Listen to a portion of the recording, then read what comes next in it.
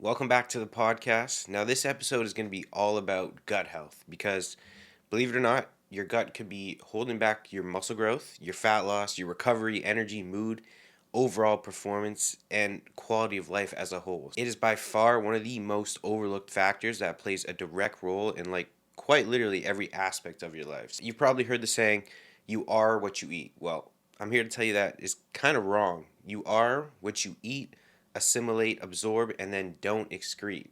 So, with that said, in this episode, we'll cover the connection between gut health and your ability to build muscle, lose body fat, perform, and recover. Then, how we can restore and optimize our gut health to improve all those things I just mentioned and make sure our gut health isn't potentially holding us back. So I like to think of our gut like a gateway. It's responsible for, breaking down food obviously into the building blocks your body needs to then grow muscle tissue, produce energy, recover from training, you name it. For example, when it comes to protein, you could have a protein shake with 50 grams of protein, let's say, or a chicken breast post workout, but your body depends on stomach acid and digestive enzymes to break that protein down into then amino acids. But let's say you're stressed or you got a gut infection, or if your gut bacteria are out of balance, you might only be absorbing a fraction of that protein. So, yeah, you're eating 50 grams of protein, but that 50 grams is not making its way down to amino acids to then support muscle growth. And this doesn't just apply to protein, it applies to everything you eat. So, if you want to produce testosterone, for example, you need B vitamins, cholesterol, and saturated fats. And you only get those nutrients if your gut is functioning properly. Same thing for, we could do this for neurotransmitters. If you want to have good energy, focus, or even a good mood, your body needs things like tyrosine, phenylalanine, copper, and vitamin C. And where do they come from? Your diet. But then they need to be absorbed through a healthy gut microbiome, which is made up of trillions of microbes, which is pretty crazy and something wild that most people don't realize about your gut. The bacteria in your gut weighs about 5 to 10 pounds. So you're basically carrying around the weight of a small dumbbell in gut bacteria, which is just, I find that fascinating.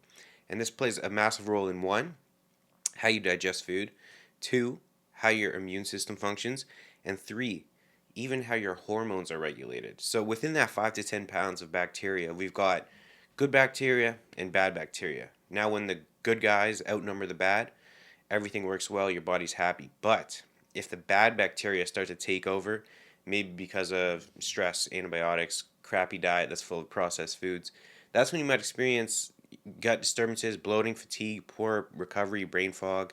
Your micronutrient status goes down because you're not absorbing as many nutrients, even though you're eating them. And all of that is going to be holding back your progress in the gym through a cascade of effects that all start with a poor microbiome. For example, our gut houses 75% of our immune system. 3/4 of your body's immune defense is sitting in your digestive system. If your gut's inflamed, your immune system is inflamed. And when your inflammation is high, your ability to recover from training takes a massive hit. Your energy plummets. Then, of course, your body's ability to, let's say, lose body fat and build muscle tissue is definitely not going to be optimal in that state.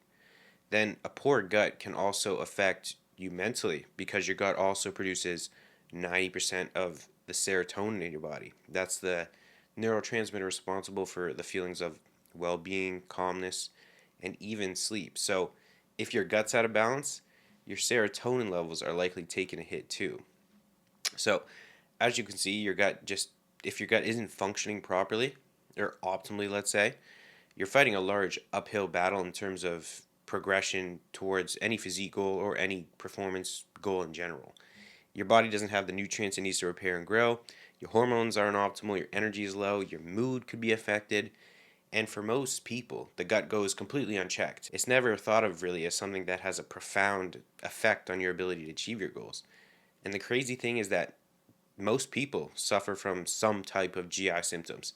And ChatGPT told me a stat that 30% of the world's population has a bacterial infection in their gut right now.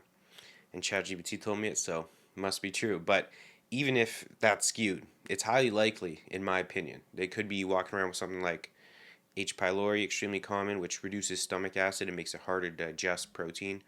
Or they've got dysbiosis, where the bad bacteria are taking over the good guys. You can think of it like that. So we've talked about the gut in relation to our ability to absorb micronutrients. it's linked to the immune system, which in itself will have an effect on our ability to build muscle because part of the repair process is an immune response. The gut, we've also talked about the gut's effect on neurotransmitters, but another way your gut affects performance is through hormonal regulation. Our gut helps regulate the production of hormones like testosterone and cortisol. Testosterone, as you probably know, is crucial for muscle growth and recovery. Meanwhile, chronically high cortisol, which can be caused by gut imbalances or, of course, stress, can break down muscle tissue and most definitely stall progress, whether that be muscle growth or fat loss. Now that we went through how our gut directly impacts our performance, recovery, energy, mood, hormone production, and the list goes on, how can we potentially restore and optimize our gut health to not only improve all those things, but make sure it's not holding us back? So there are 10 things you should be doing that will have a great impact on your gut health.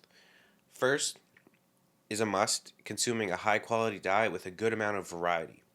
Your gut microbiome, that bacteria we talked about that weighs 5 to 10 pounds, thrives on diversity. So eating the same chicken, rice, and broccoli every day, yes, you might be hitting your macros, but that's not going to do your gut any favors.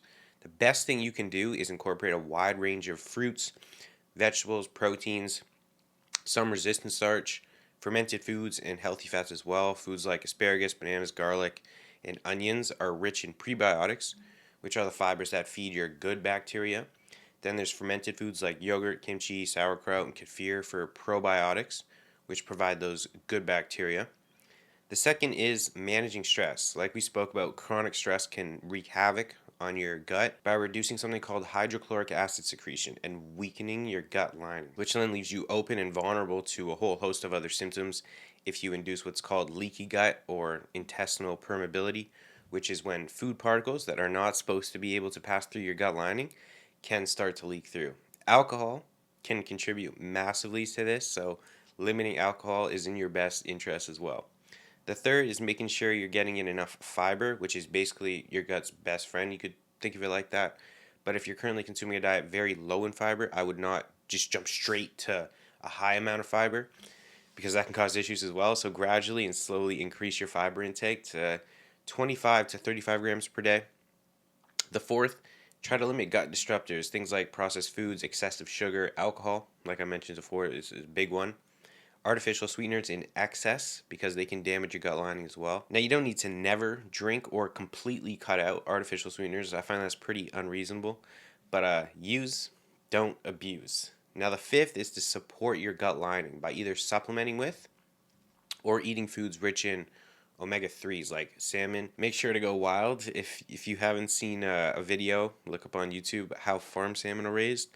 Watch it. I guarantee you'll never touch that again. So yeah, definitely go wild salmon. Then supplementing with things like glutamine and colostrum are great ways to support your gut lining as well. Number 6 is to optimize your eating habits. This one, barely anybody thinks about this, but you can very simply do this by chewing your food thoroughly because digestion begins in your mouth actually. Your saliva helps break down food properly, so it can then be properly digested in your gut. Next is eating mindfully. You want to avoid eating on the run, eating in a stressed out state. Try to sit down, relax, take a couple of deep belly breaths before you eat. Give your body time to focus on eating and make sure that you're in a relaxed state. Number 7 is simple, but just get enough sleep because the cascade of poor sleep will trickle down into every negative effect on your GI at some point in that cascade. Number 8 is keeping a food journal if you notice you don't get on with some foods. Maybe for some people it's gluten, maybe it's crucifix vegetables for some, maybe high FODMAP foods, lactose, another common one. And that can sometimes indicate an underlying gut issue, which leads me on to number 9, which is if you do have or had persistent gut issues that continue even through all the changes we just went over. So you're eating a whole food diet, you're keeping a food journal, you're noticing some foods are irritating you, you're still experiencing bloating, maybe other digestive issues. I'd highly recommend doing a stool analysis if you have the budget for it. In the States, they're not that expensive, but I live in Canada, which makes them a little more difficult to get, but also are quite a bit more pricey. But I do one every year since I got into all this pretty much like a year and a half ago when I had to sort out a bunch of my own health issues and gut issues as well. And this stool analysis will literally show you objectively in black and white what's going on in your gut, your good bacteria, your bad bacteria, if there's any infections present, parasites, you name it. So I would highly recommend getting one of those done if you want to just get an objective look at your gut and see what's going on in there and if there's anything that needs to be fixed.